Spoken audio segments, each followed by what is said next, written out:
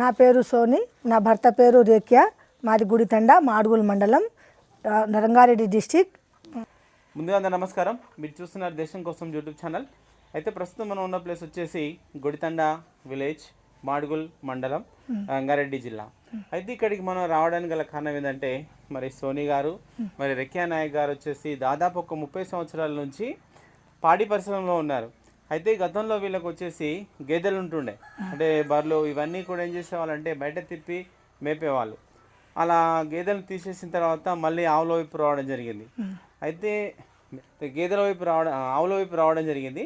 ఈ ఆవుల వైపు వచ్చిన తర్వాత ఇంకొక స్పెషల్గా చెప్పాలి ఏంటంటే, మనకు వీళ్ళ యొక్క 3 బిడ్డలను, తర్వాత మీకు ఒక బాబా, 3 బిడ్డలు, తర్వాత 2 కొడుకులు, వీళ్ళందరినీ కూడా మరి ఈ పాడి పరిశ్రమ ద్వారా వాళ్ళు చదివించి మంచి మంచి పొజిషన్లో నిలబెట్టారు.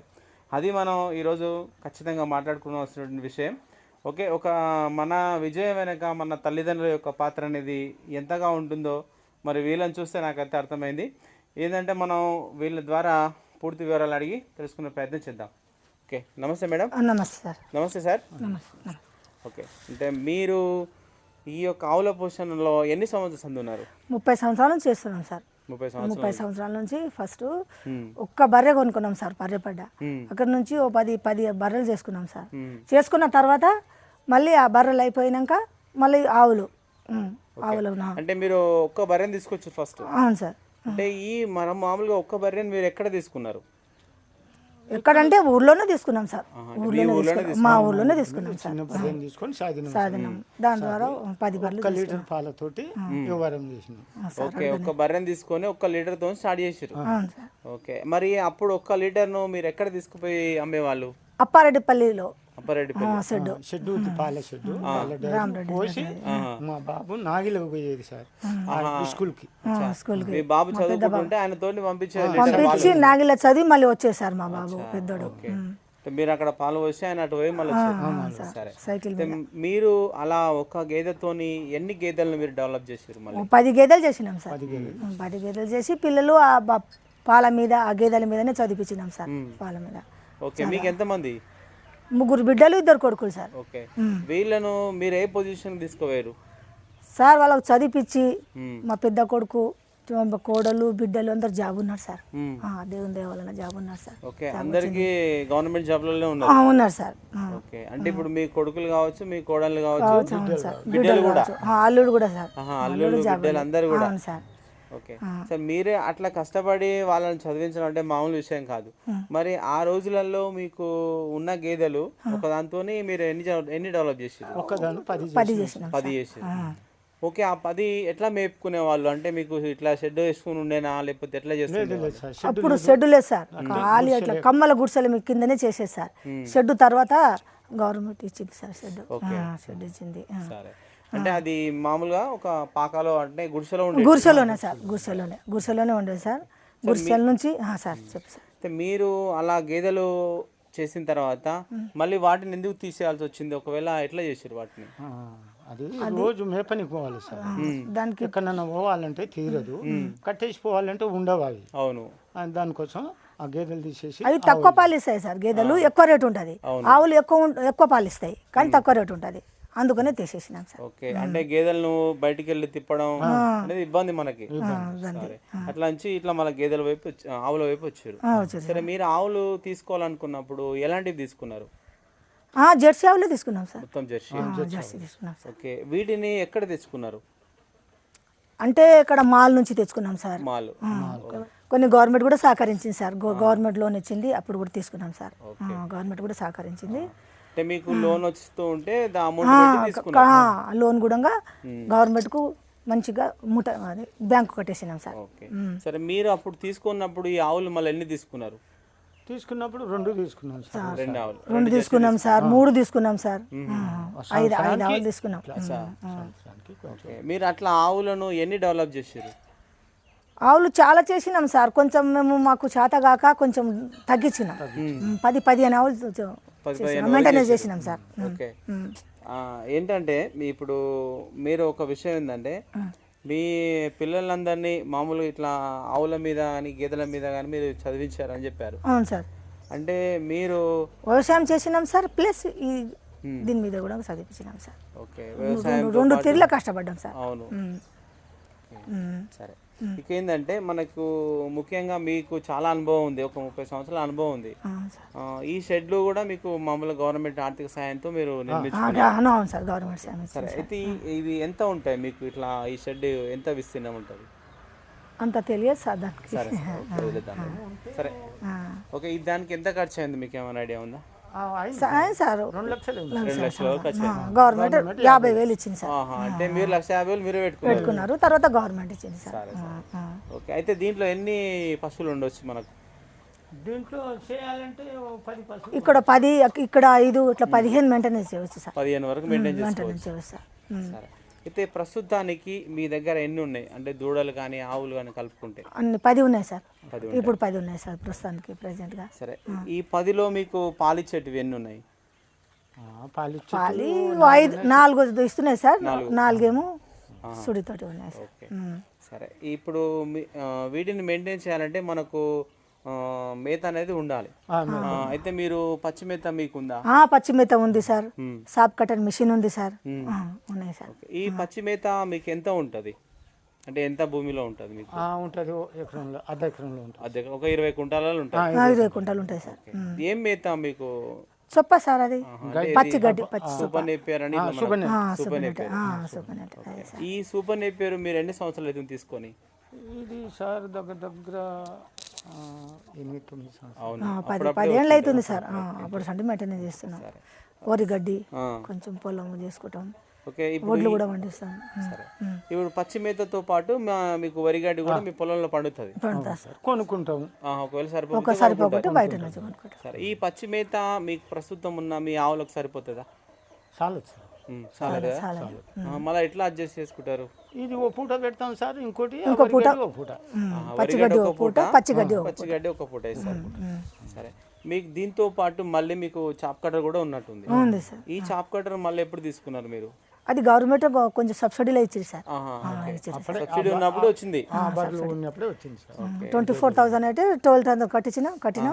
ఓకే, 50% సబ్సిడీ వచ్చింది. 50% సార్. ఇప్పుడు అప్పటి నుంచి మామూలుగా ఆ ప్రాబ్లం ఏమైనా వచ్చిందా? మిషన్ మీకు అట్లా నడుస్తుందా మంచిగా? ప్రాబ్లం లేదు సార్. సరే, మీరు గతంలో మిషన్ లేకుండా వేసినప్పటికీ ఇప్పటికి ఏం తేడా ఉంటుంది మనకు ఆవులు తినే మేతలో? చాలా తేడా ఉంటుంది సార్. అది చేతి నుంచి ఉన్నది, మిషన్ షాప్ కటర్ చేసింది చాలా సేఫ్టీ సార్, మంచిది, ఆవులు తింటాయి. ఓకే, అంటే చేతి నుంచి కట్ చేసేది ఇట్లా పెట్టి కట్ చేసేది సార్. అట్లా కట్ చేసి ఇప్పుడు షాప్ కటర్ వచ్చినాక మంచిగా మేస్తున్నాయి.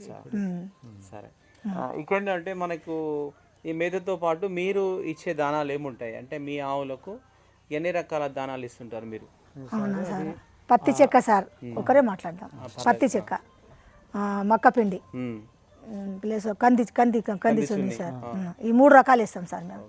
ఈ 3 రకాలు ఎలా అందిస్తారు అంటే మనకు కొందరు తడి పొడిగా చేస్తారు, కొందరు వాటర్ లాగా చేస్తుంటారు, మీరు ఎలా అందిస్తారు? 4 గంటలు నానబెడతాం సార్, పొద్దున్న నానబెడితే సాయంత్రం వేస్తాం.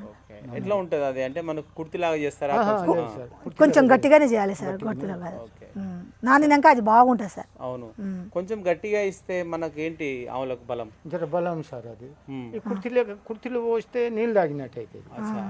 కొంచెం గట్టిగా పోస్తే వాళ్ళకి బలం ఉంటుంది, పాలిస్తాయి సార్ దాంతో. సరే, మీరు అంటే మీరు ఏమైనా జోక్తారా ఒక ఆవుకి ఇంత పెట్టాలని ఏమన్నా? ఏం లేదు సార్, ఒక ఆకు 2 కిలోలు పెడతాం సార్. ఒక ఆకు 2 కిలోలు అందాజ ప్రకారం తక్కువ నానబెడతాం. అవును, అవి అది పాలు తగ్గిన కొద్దీ తగ్గిస్తాం, ఎక్కువ ఇస్తే ఎక్కువ పెడతాం సార్. అంటే పాలు ఎక్కువ ఇస్తుంటే ఎక్కువ పెట్టాలి. అదే సరే, అంటే మీకు ఏమైనా ఐడియా ఉంటుందా, అంటే ఒక నెలలో ఈ ఆవులకు ఎంత దాన ఖర్చు అవుతుందని? ఒక నెలలో అవుతుంది 15,000 సార్. 15,000 దాన ఖర్చు అవుతుంది. ఓకే, ఇకపోతే ఏంటంటే మనకు మీకు ఒక 30 సంవత్సరాల అనుభవం ఉంది కాబట్టి ఎట్లా అంటే మనకు ఆవుల్లో వచ్చేటువంటి ప్రాబ్లమ్స్ ఏముంటాయంటే వచ్చే రోగాలు కానీ లేకపోతే ఏ సందర్భంలో మనకు ఆవులు మనని ఇబ్బంది పెడుతూ ఉంటాయి? చలికాలంలో ఎక్కువ ఇబ్బంది పడతాయి సార్, వానాకాలం చలికాలం ఎక్కువ పడతాయి సార్, ఎండాకాలం పెట్టావు. ఓకే, జ్వరాలు ఎక్కువ పిడుదులు వచ్చేది అప్పుడే, చలికాలంలోనే ఎక్కువ వస్తాయి మనకు. ఎక్కువ వస్తుంది ఇప్పుడు దోమలు కావచ్చు, ఈగలు కావచ్చు, అన్ని చలికాలంలో ఎక్కువ గ్రోమర్లు కావచ్చు, ఇవన్నీ వస్తున్నప్పుడు మరి మీరు ఏం చేస్తారు అంటే ఎట్లా ట్రీట్మెంట్ చేస్తారు వాటికి? ఇక్కడ ప్రైవేట్ డాక్టర్ అప్పాడిపల్లి యాదాస్ అని మంచి డాక్టర్ ఉంటాడు సార్, ఆయన అందుబాటులో ఉంటాడు సార్. ఓకే, డాక్టర్ మళ్ళీ గవర్నమెంట్ డాక్టర్ కూడా ఉంటాడు సార్, శేఖర్ సార్, ఆయన కూడా చాలా సహకరిస్తాడు మాకు ఏమైనా ఇబ్బందులు ఉంటే. సరే, అంటే మీరు దూడలను ఇట్లా పెంచుకుంటూ వస్తారు కాబట్టి మనం దానికి ఇంకొందండి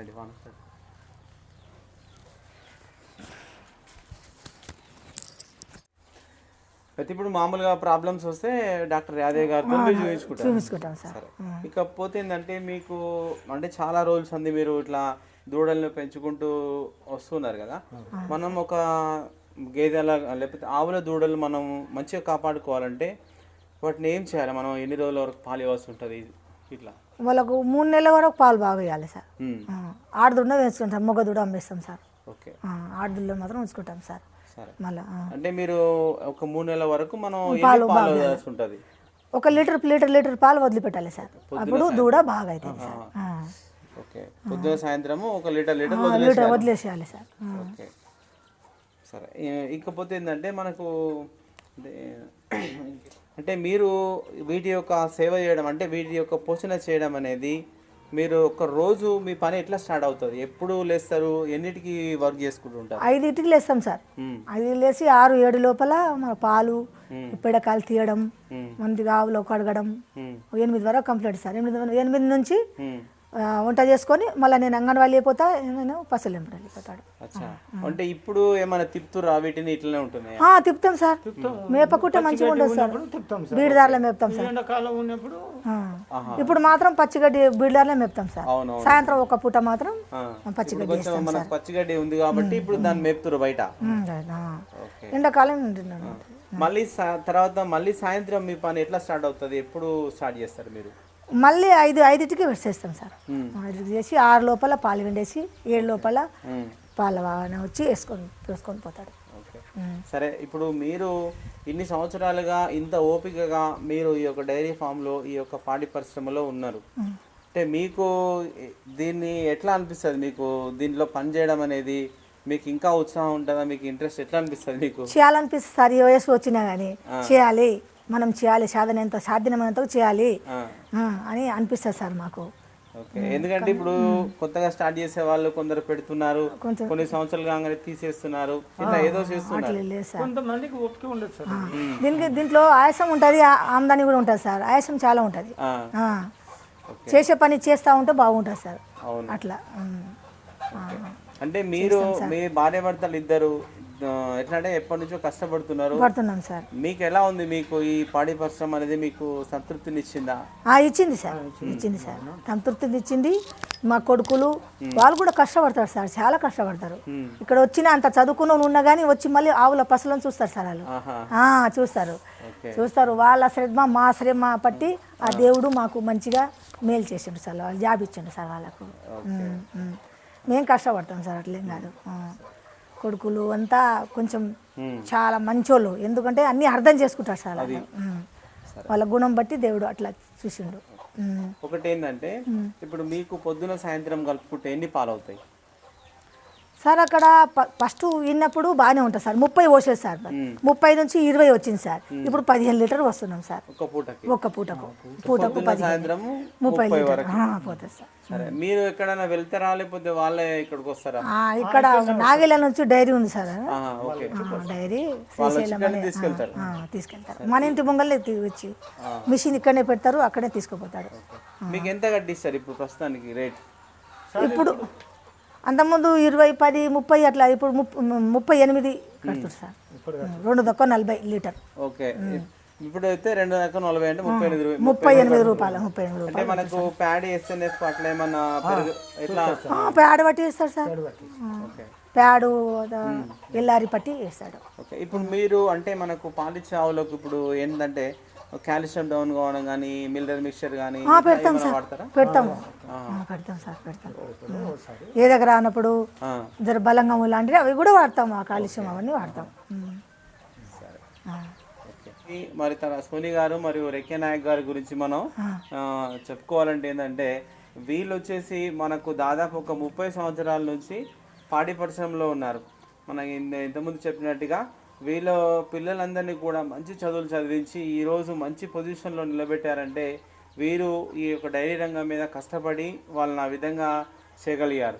అంటే చూడండి, ఓపిక అనేది ఉంటే మనం ఈ యొక్క పాడి పరిశ్రమ అనేది కాదు, ఏ రంగంలోనైనా మనం రాణించవచ్చు అనడానికి వీళ్ళని చూస్తే మనం అర్థం చేసుకోవచ్చు. ఓకే, ఇది ఈ వీడియో. ఫస్ట్ మా ఛానల్ చూసే వాళ్ళు లైక్ చేయండి, ఎందుకంటే మీరు ఇచ్చేటువంటి లైక్ అనేది చాలా ఉపయోగపడుతుంది. కాబట్టి లైక్ అంటే ఏందో కాదు, మనకు దాంట్లో సింబల్ కనిపిస్తుంది, అది క్లిక్ చేయండి అంతే. ఓకే, షేర్ చేయండి, కామెంట్ చేయండి. యూట్యూబ్ ఛానల్కు నమస్కారం. Okay, thank you. Okay sir. Okay.